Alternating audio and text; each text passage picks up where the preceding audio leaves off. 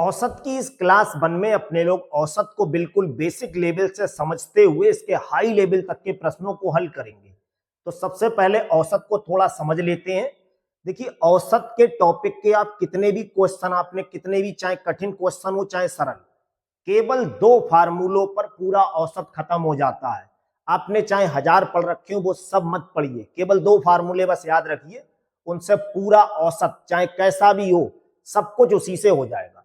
औसत के जब भी आपसे क्वेश्चन पूछे जाते हैं तो केवल 2 टाइप के क्वेश्चन बनते हैं। एक तो तब बनते हैं जब सिंपल संख्याएं इस तरह से दे रखी हो, और दूसरा तब बनता है जब खुद औसत दे रखा हो। अगर खुद औसत दे रखा है तब कैसे क्वेश्चन को करना चाहिए, और जब संख्याएं दे रखी हैं तब क्वेश्चन को कैसे करना चाहिए। बस केवल इन 2 टाइप को आप सीख लीजिए, हर टाइप इसी में शामिल हो जाएगा। औसत के लिए देखिए, समांतर माध्य भी कहते हैं या माध्य कहते हैं, इसे x बार से या a बार से भी दर्शाते हैं, और इसका फार्मूला होता है पदों का योग बटे पदों की संख्या।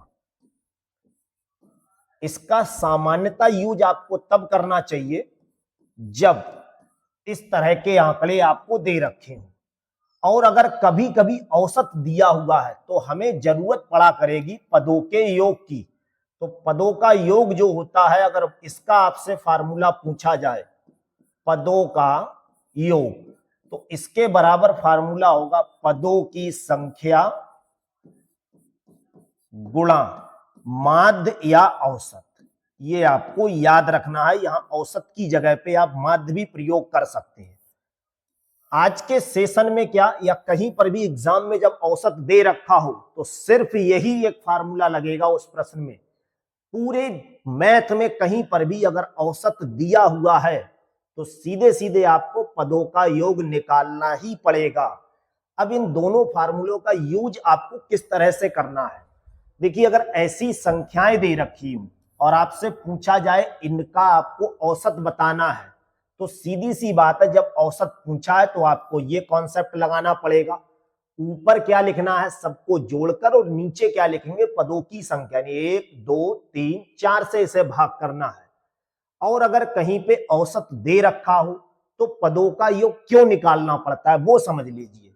आप औसत को अपनी दैनिक भाषा में या बिल्कुल आसान शब्दों में कहना चाहें तो ये कह सकते हैं कि औसत केवल एक व्यक्ति के बारे में दर्शाता है, जो भी बात लिखी हुई है। जैसे यहां पे लिखा है 5 बच्चों के अंकों का औसत,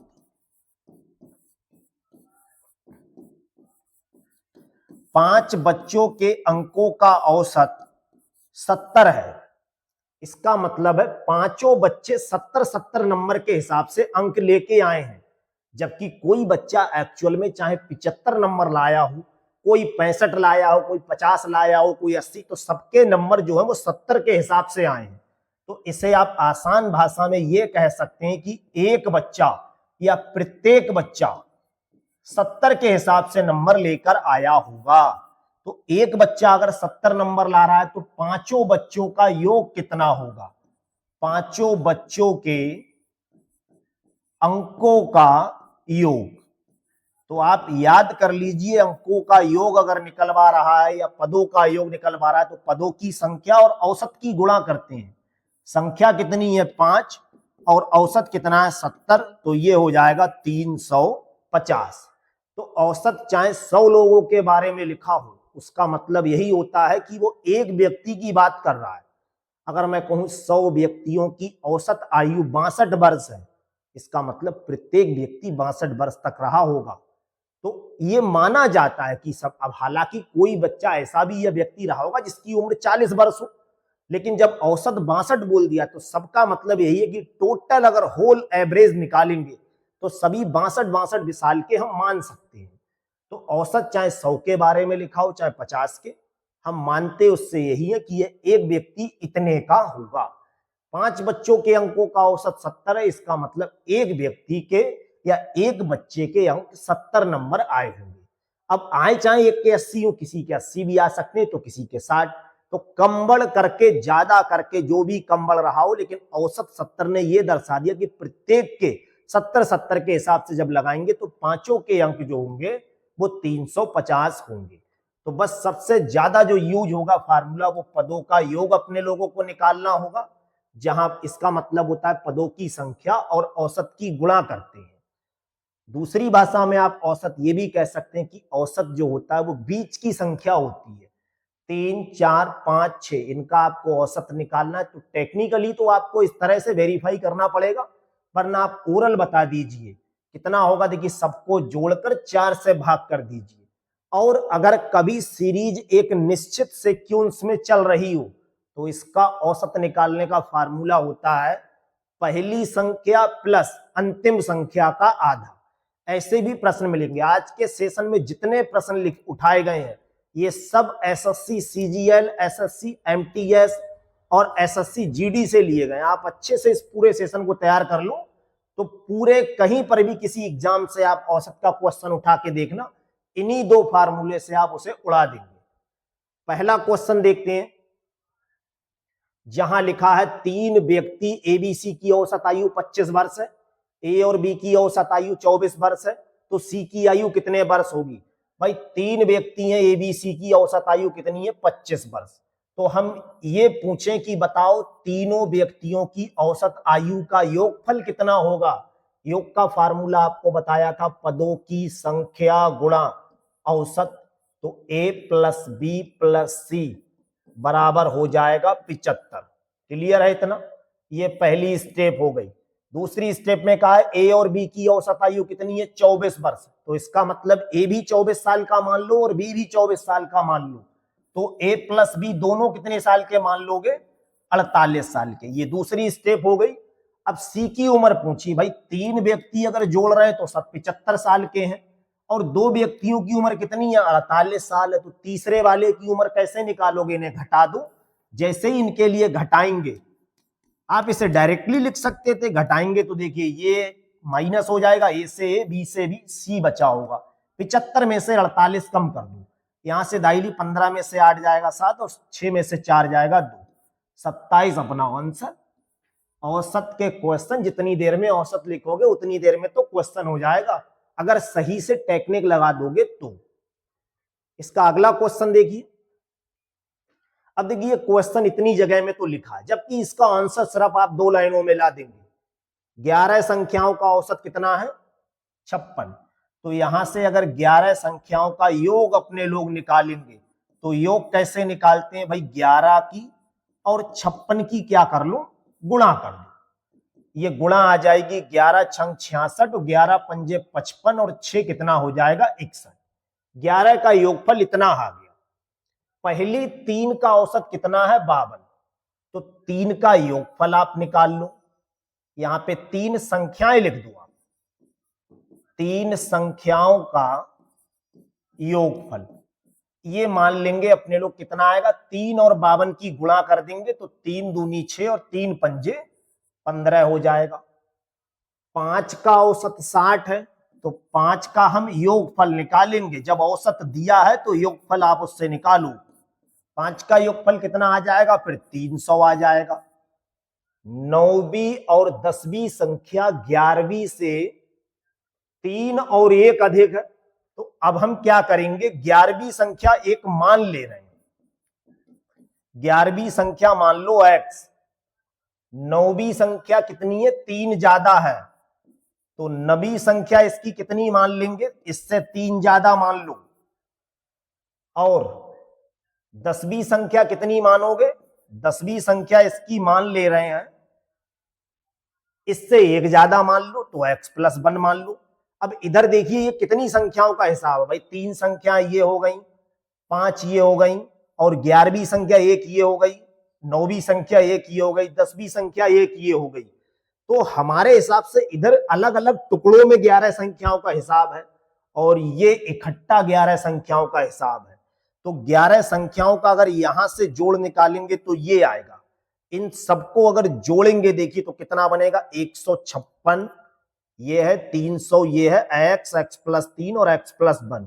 ये अंगणित है, ये अंगणित है तो जुड़ जाएगा, ये अंगणित है, ये अंगणित है। तो 300 और 1 456 और 3 459 और एक 460 हो जाएगा। तो इधर अपना जोड़ आएगा 460 प्लस एक एक्स ये और एक एक्स ये, तो ये बन जाएगा 3x। अगर इस 460 को अपने लोग यहां ले आए तो सीधी सी बात है ये माइनस का हो जाएगा, यानी 3x बराबर अपना क्या बचा होगा, 460 जब इधर लाएंगे तो माइनस का होगा, 6 में से 0 कम करेंगे तो 6 बचा, यहां से दाहिली 11 में से 6 कम करेंगे तो ये 5 बचा होगा, और 6 में से 4 कम करेंगे तो ये बचा होगा, यहां से दाहिली 5 में से 4 कम करेंगे तो 1 बचा होगा। 3 से इसे काट देंगे तो 3 पंजे 15 और 3 दूनी 6। एक्स का मान 52 आ गया। हमसे पूछा क्या है, 9वीं और 11वीं संख्या।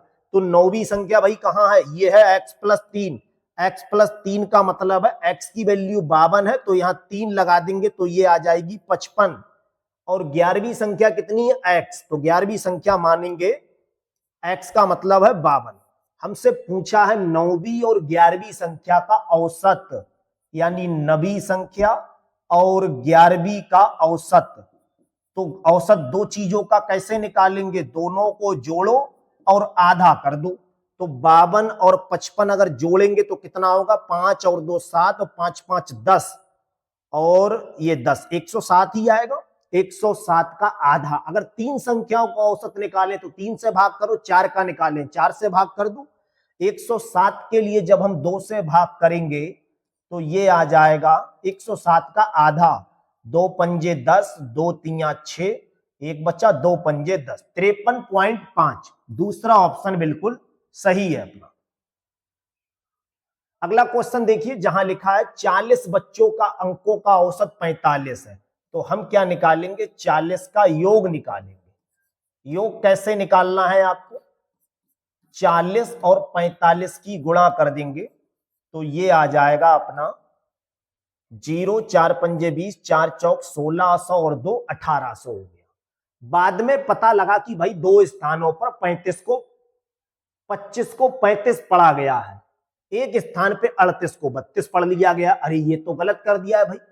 यहां 40 लोगों का हिसाब किताब जब हम कर रहे थे तो वहां पे हमने गलती से 25 को क्या कर लिया है, 35 मान लिया है। अरे 25 रुपए देने थे और 35 रुपए दे दिए हैं। ये कितनी बार गलती की है, 2 बार गलती की है। और एक स्थान पर 38 को क्या मान लिया है, 38 को मान लिया है 32 मान लिया है। तो ये तो सही काम था तुम्हारा भाई, और ये क्या कर दिया तुमने, गलत कर दिया है। मुझे किसी को 25 रुपए देने थे और धोखे से मैंने 35 रुपए दे दिए, तो कहोगे अरे भैया रुक जा, तुझे ज्यादा रुपए दे दिए। कितने ज्यादा दे दिए हैं, 2 बार 25-25 रुपए देने थे और मैंने 2 बार उसे 35-35 रुपए दे दिए। तो इसका मतलब मैंने कितने का हेर फेर यहाँ पे कर दिया है भाई, 10 रुपए मैंने इसे यहाँ पे ज्यादा दे दिए, तो 10 रुपए वापस लेंगे। ऐसे में सही औसत हमसे पूछा गया होगा, क्योंकि बिल्कुल ये तो गलत भाई योगफल है। ये जो औसत दे रखा है 45, ये भी गलत है, और इससे जो हमने योगफल निकाला ये भी गलत है। सही निकालने के लिए आपको क्या करना पड़ेगा, यहाँ पे ये सही है तो ये मानेंगे, तो ये जो गैपिंग है यहाँ पे वो कितने की है, -10 की है, और यहाँ जो गैपिंग है वो कितने की है, प्लस की 6 है। तो ये बनेगा 10 दूनी 20, वो भी किसका होगा, माइनस का 20। क्यों होगा 20, क्योंकि ये 2 बार गलत कर दिया है, और ये तो 6 प्लस 1 बार ही रहेगा। तो जब हम इसमें से क्या करेंगे, माइनस के 20 रुपए तो कम करो, क्योंकि भाई 25 देने थे 35 दे दिए, उसे कुछ ज्यादा दे दिया है, और प्लस के 6 ये जोड़ दो। तो ये टोटल बनेगा तुम्हारा 6 रुपए में से 20 रुपए कम करेंगे तो 14, और 1800 में से जब 14 और कम करेंगे तो ये बनेगा 1786। ये बनेगा अपना सही जब योगफल निकालेंगे तो सही औसत भी जब आपको निकालना है, ये सही योगफल है। अब सही औसत का फार्मूला होता है पदों का योग बटे पदों की संख्या। तो पदों का योग सही वाला ये है, इसी के नीचे पदों की संख्या लिख दो। पदों की संख्या कितनी है, 40। 40 से आपको भाग करना है, तो 40 से भाग करना, परेशान मत होना। 4 से भाग करेंगे, 4 से भाग कैसे जाएगा, देखिए 4 चौक 16 हो गया, एक बच्चा वो यहां आके 18 हो गया, 4 चौक 16 हो गया। अब यहां पे बचे होंगे 2, तो ये 4 छंग 24 हो गया। अब 2 बचे, 4 पंजे 20। चूंकि ये 40 से भाग कर रहे थे यहाँ पे, तो ये हमने अपनी तरफ से 5 पढ़ लिया, पढ़ा तो यहाँ तक पढ़ना चाहिए था। एक जीरो, तो एक के बाद डेसिमल आपको लगाना पड़ेगा। 44.65 अपना आंसर आ जाए। अगला क्वेश्चन देखिए, ए बी सी का औसत सी से 2 अधिक है। तो भाई ए प्लस बी प्लस सी, अगर मैं आपसे पूछूं इसका औसत निकालो तो कैसे निकालोगे? उसके नीचे 3 लिखोगे। 3 संख्याओं का औसत निकालना है तो 3 से भाग करेंगे। बराबर में किताब में दे रखा है सी प्लस 2 होना चाहिए, सी से 2 ज्यादा है। फिर इन्होंने कहा है ए और बी का औसत कितना है? 48 है। तो हम इसे कहेंगे दो चीजों का औसत निकाल रहे हैं तो ये 48 होगा। अगर दो चीजों का आप डायरेक्ट योगफल बताएं तो 96 बता सकते हैं। और जो डी है वो सी से 10 कम है। डी जो है वो सी से 10 कम है। तो सी और डी का औसत कितना होगा? ये चीज हम तभी बता सकते हैं जब हमें सी और डी की वैल्यू फाइंड हो। अगर यहां से हम a प्लस बी का मान निकालें तो हम कहेंगे ये आ जाएगा 96, और यहां से 3 हटा दें तो ये a प्लस बी प्लस सी बराबर 3c प्लस 3 दूनी 6 बन जाएगा। जहां a प्लस बी लिखा वहां पे हम 96 लिख सकते हैं, प्लस सी बराबर 3c प्लस 6। इस 6 के लिए अगर यहां ले आए तो ये माइनस होगा, यानी ये बन जाएगा 90, और इस सी के लिए अगर यहां ले आएंगे तो ये हो जाएगा 2c। 3 में से 1 कम करेंगे, इस 2 से अगर इसे काट देंगे तो ये 45 पर, यानी सी की वैल्यू आ गई 45। बिल्कुल क्लियर है। यहां से हमसे सी और डी का क्वेश्चन उसने किया है तो हम भी सी और डी से ही मतलब रखेंगे।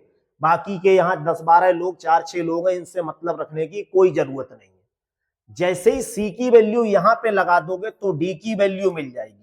डी जो है वो सी से कितना है? 10 कम है। तो सीधी सी बात है, 45 में से अगर 10 कम करेंगे ये 35 आ जाएगा। क्वेश्चन हमसे पूछा है कि भाई सी और डी का औसत बता दो।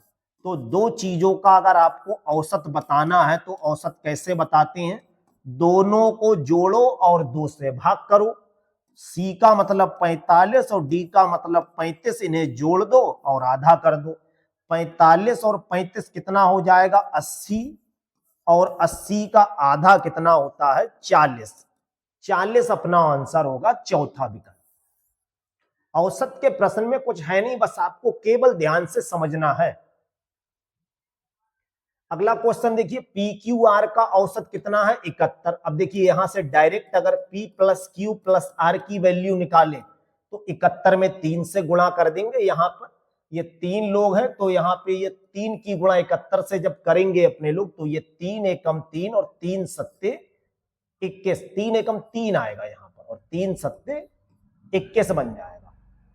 दूसरी स्टेप में कहा है P और Q का औसत कितना है? 66। तो हम यहां से कह सकते हैं P प्लस Q की वैल्यू कितनी आएगी? भाई एक व्यक्ति 66 का है तो दोनों कितने के होंगे? दो, यहाँ पे 2 से गुणा करेंगे, 2 छंग 12, 2 छंग 12 और 1 13।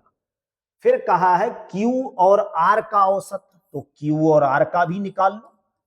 Q और R का मतलब दो लोगों का औसत इतना है, तो दोनों का योगफल कितना होगा? 76.5 में जब 2 से गुणा करेंगे, 2 पंजे 10, 2 छंग 12 और 1 13, 2 सत्ते 14 और 1 15, एक के बाद डेसिमल यानी 153 आ जाएगा। तो Q का वजन हमसे केवल पूछा गया है। अब आप देखिए Q का वजन कैसे निकाल सकते हैं? यहां से Q दिख रहा है, यहां से निकाल सकते हैं। आप यहां से आप तब बताएंगे जब आपको R भी पता हो। तो सबसे पहले P प्लस Q जो लिखा हुआ आपको दिख रहा है, P प्लस Q की वैल्यू कितनी है? 132, और 132 अगर यहां लगा दें तो ये 132 प्लस R बराबर 213। अगर 132 को यहां ले आए तो माइनस हो जाएगा, यानी R की वैल्यू मिलेगी, 3 में से 2 कम करेंगे 1, 2.5 लेंगे, 11 में से 3 कम करेंगे तो ये बन जाएगा 8। R की वैल्यू अगर 81 और उसी R को हम यहां लगा दें तो Q की वैल्यू मिल जाएगी 153 माइनस 81। 3 में से 1 कम करेंगे तो 2 बचेगी, और 15 में से 8 कम करेंगे 7। 72 अपना आंसर आ जाएगा। पहला विकल्प बिल्कुल सही है। अगला क्वेश्चन, जहां 36 बच्चों के अंकों का औसत 52 है, तो अगर यहां से आपसे पूछा जाए बताओ भाई 36 बच्चों के अंकों का योग बता दो, तो सीधी सी बात है आप क्या करेंगे, 52 में 36 से क्या करेंगे, गुणा करेंगे। और 52 में अगर 36 से गुणा करेंगे तो 36 दूनी कितना होता है, 72, 7 हासिल, 36 पंजे 180 और 7 187। अब कहा है 64 को गलती से 46 मान लिया है, तो भाई मुझे 64 किसी को रुपए देने थे और मैंने गलती से क्या कर दिया, 46 रुपए दे दिए। तो 46 रुपए देने का मतलब है देने तो ज्यादा थे, कम दे दिए, तो सीधी सी बात है यहाँ पे क्या होगा, 46 रुपए जुड़े हुए होंगे, जबकि मुझे क्या करना है, ये तो गलत है। तो 46 को यहां से बाहर फेंको और सही वाले को अंदर बुला लो। 1872 है, ये 1872 में से हमें क्या करना है, 46 को बाहर फेंकना है और 64 को बुलाना है। इस 1872 में 46 रुपए जुड़े हुए हैं, तो 46 को उठा के बाहर कर दो। अब जब बाहर करेंगे तो सीधी बात है, यहाँ एक व्यक्ति कम हो गया, उसकी जगह पे जो सही है उसे बुला ले रहे हैं, 64 को बुला ले रहे हैं। 64 रुपए में से अगर 46 रुपए कम करेंगे तो ये आ जाएगा अपना 18 रुपए, 18 और 1872 ये हो जाएगा 1890। और 1890 को क्या करेंगे, 36 से हम भाग करेंगे, क्योंकि औसत निकाल रहे हैं, औसत का मतलब पदों का योग बटे पदों की संख्या। इसे 9 से भाग करेंगे तो ये 4 पर जाएगा, 9 दूनी 18, 9 एकम 9 और ये 0। 210 को 4 से भाग करेंगे, 4 पंजे 20 हो गया, एक बचा, 4 दूनी 8 हो गया, 52 दशमलव, एक ही ऑप्शन में है दूसरा, 52 दशमलव अपना आंसर आ जाएगा। दूसरा विकल्प बिल्कुल सही है। राज ने 4 विषय में इतने नंबर प्राप्त किए, उसे 5वें विषय में कितने नंबर लाने चाहिए ताकि सभी का औसत कितना हो, 80। तो भाई 5 का जो औसत है वो 80 दे रखा है। अब भाई 5 का अगर औसत 80 है तो यहां इसका मतलब यही तो हुआ, एक विषय में उसे 80 नंबर लाने चाहिए, तो यहां पांचों का योग कितना होगा, भाई 80 और 5 की गुणा कर देंगे, 400 आ जाएगा। ठीक है, उसे 400 नंबर अगर वो ले आ रहा है तो फिर उसका औसत 80 हो जाएगा। अब वो 4 में कितने कितने नंबर ले आया, देखिए एक में 67 ले आया, एक में 69, एक में 78 और एक में 88, तो ये 400 लाने पर ही 80 औसत बनेगा। तो ये 400 से कितना कम है, देखिए 8 8 16 9 25 और 7 32, 3 हासिल, 6 और 6 12, 3 15 और 7 22 और 8 कितना होगा, 30, 302 हो जाएगा। जबकि यहाँ पे क्या लिखा हुआ है, 400, यानी 98 नंबर उसे और लाने चाहिए। 98 का मतलब तीसरा विकल्प बिल्कुल सही है अपना। इसका अगला क्वेश्चन देखिए, जहां लिखा है प्रथम 100 धन पूर्णांकों का औसत कितना होगा। तो शुरू की 100 संख्याओं का आपको योग निकालने लगते हैं बहुत बच्चे, लेकिन इसमें योग नहीं निकाला जाएगा। 100 संख्याएं प्रथम कौन सी होंगी, 1 2 3, कहां तक, 100 तक। अब औसत का आपको डायरेक्टली फार्मूला याद रखना है, यहां पर पहली संख्या और अंतिम संख्या का योग और उसका आधा। पहली कितनी है, 1, और अंतिम संख्या कितनी है, 100, उसका आधा करेंगे, ये बनेगा 101, और 101 का आधा कितना होगा, 50.5। चौथा ऑप्शन बिल्कुल सही है इसका। अगला क्वेश्चन, जहां लिखा है प्रथम 10 प्राकृत सम संख्याओं का औसत, तो शुरू की 10 सम संख्याएं कौन सी होंगी, पहली 2 होगी, फिर 4, पूरा 10, 2 का पहाड़ा पढ़ते जाइए, ये सब सम संख्याएं होती हैं। इस तरह से जब 2 का पहाड़ा पढ़ेंगे तो लास्ट में जो 10वें नंबर पर होगी वो कौन सी होगी, 20 होगी। अब आप अगर सबका योगफल निकालने लगे इस तरह से तो बहुत मेहनत लगेगी इसमें। जब भी कहीं कोई सीरीज एक समान डिफरेंस से हो, उसका औसत डायरेक्ट इस फार्मूले से निकल आता है, पहली संख्या प्लस अंतिम संख्या, पहली प्लस अंतिम और उसका आधा। ये कॉन्सेप्ट आप याद कर लीजिए, पहली संख्या 2 है और अंतिम संख्या 20 है, और इसका आधा अगर करेंगे 20 और 2 22, और 22 का आधा 11 अपना आंसर होगा, पहला विकल्प। इसका अगला क्वेश्चन देखिए, जहां लिखा है 25A प्लस 25B बराबर 115। तो ए और बी का औसत बताना है। ए और बी का औसत आप कैसे बताएंगे? दो संख्याओं का अगर औसत बताना है तो दोनों को जोड़कर आधा कर दो। तो ए और बी की वैल्यू फाइंड करो। अगर यहां से 25 से भाग कर दें तो 25 यहां से चला जाएगा, 25 यहां से हट जाएगा और इसके नीचे क्या आ जाएगा? 25। जब 25 से भाग करेंगे तब ये रूप बन जाएगा। औसत हमें किसका बताना है? ए और बी का। दो चीजों का औसत बताना है तो उनके योग की वैल्यू आपको मालूम है, बस यहां 2 से भाग करना है। 115/25 लिखा है, इसे जब 2 से भाग करेंगे ए बी का औसत, इसका फार्मूला यही तो होगा भाई, दो चीजों का औसत निकालना है तो दोनों को जोड़कर आधा कर दो। तीन संख्याओं का औसत निकालने तो तीनों को जोड़कर 3 से भाग कर दो। इन दोनों का जोड़ 115/25 है और जब इसका आधा करेंगे तो 2 और लिखेंगे। इसे 5 से डिवाइड करेंगे तो ये 5 पर, और इसे 5 से डिवाइड करेंगे 5 दूनी 10, 5 तिया 15, नीचे बन जाएगा 10 और ऊपर 23। 10 से अगर 23 से भाग करेंगे तो ये 2.3 अपना आंसर आएगा, दूसरा विकल्प। इसका अगला क्वेश्चन, जहां 5 संख्याओं का औसत कितना है? 10। तो 5 का अगर यहां से योगफल निकालेंगे तो ये आएगा 10 गुणा 5 यानी 50 बन जाएगा।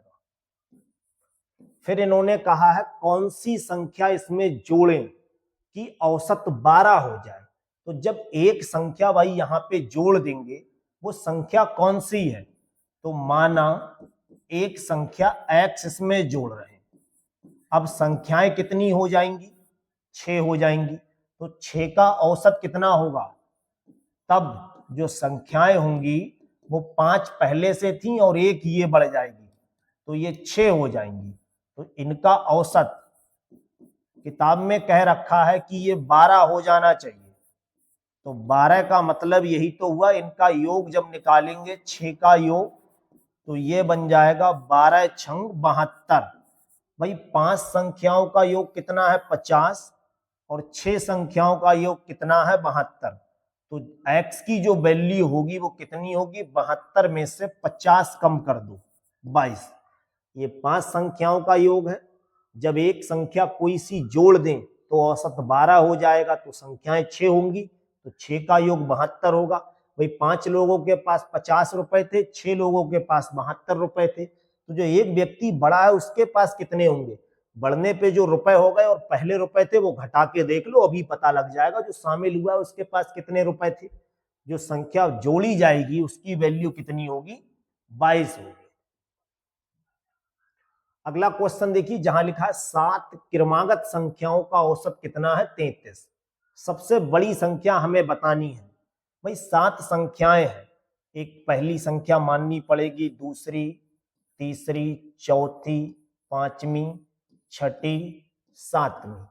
इसमें क्या कहा है? क्रमागत है। क्रमागत का मतलब होता है बिल्कुल क्रम से, जैसे 12, 13, 14, 15, 16, ये क्या है? क्रमागत संख्याएं हैं। तो क्रमागत संख्याएं कैसे होती हैं? एक एक बढ़ते हुए जाती हैं। अगर एक संख्या हम x मान लें तो दूसरी संख्या इसमें एक जोड़ना पड़ेगा। जब तीसरी मानेंगे तो इसमें एक जोड़ दो तो एक ज्यादा हो जाएगा, ये x + 3 होगी। इस तरह से आपका सीक्वेंस चलता रहेगा। ये 7 संख्याएं हो गई। मैथ में कोई आपसे पूछे बताओ कि जस्ट x के बाद क्या आता है, तो x के बाद x से 1 रुपया ज्यादा आएगा। भाई 15 के बाद क्या आता है, तो आप 16 बताते हैं, ये रट रखा है। मैथ के नियमों के हिसाब से बताएंगे तो 15 के बाद 15 से 1 ज्यादा आ जाएगा। तो ऐसे ही x के बाद क्या आएगा? x से 1 ज्यादा। x + 2 के बाद क्या आएगा? x + 2 से 1 ज्यादा, तो x + 3 होता है। इनका जो औसत है वो कितना दे रखा है? 33। तो इन सबको अगर हम जोड़कर देखेंगे यहां से तो इनका जो औसत निकालेंगे, भाई औसत का फार्मूला आपको पता ही है क्या होता है। औसत दे रखा है 33, फार्मूला इसका होता है सबका योग तो सबको जब जोड़ेंगे 1x 2x 3x 4x 5 6 7x, और इन सबको जब जोड़ेंगे 6 5 11 4 15 3 18 तो 20 और 1 21, और बटे में कितनी संख्याएं 7 बराबर में 33। ये 7 यहां लाएंगे तो ये 7 तिया 21 7 तिया 21 और 2 23, इधर बचेगा 7x प्लस 21, इस 21 को इधर लाएंगे माइनस का होगा, 7x बराबर 210, 7 से डिवाइड करेंगे तो ये 30 पर जाएगा, यानी x की वैल्यू कितनी आ जाएगी 30।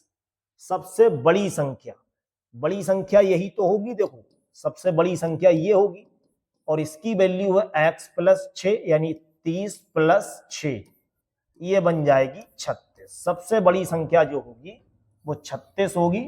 चौथा ऑप्शन बिल्कुल सही है। अगला क्वेश्चन देखिए, 4 क्रमागत सम संख्याओं का औसत।